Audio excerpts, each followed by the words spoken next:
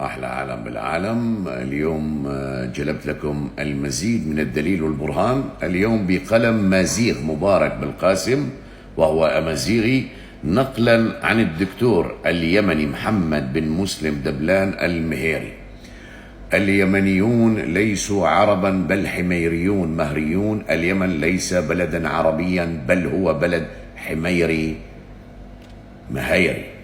طبعا بننزل بنشوف هذا الكاتب شو عم بيكتب، وجاب الدليل البرهان، تحسنوا تراجعوا كتاباته. واليوم تتسبب بذوبة عروبة اليمن في اعتبار اليمن ملكا للعرب. وهوية هون وهوية اليمن القومية الأصلية حميرية، وبيقول وهوية إسرائيل عبرية، وهوية فلسطين آرامية أو فلسطية.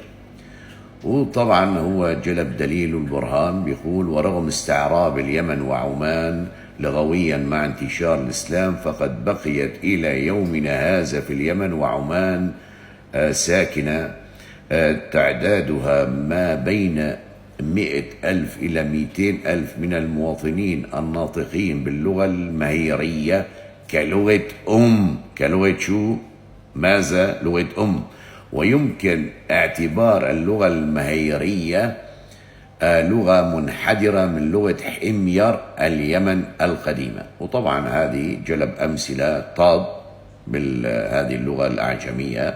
بالعربي واحد، ثرو أو ثرو اثنان، قاتاي ثلاثة، هو أنا، هيت أنت أنت.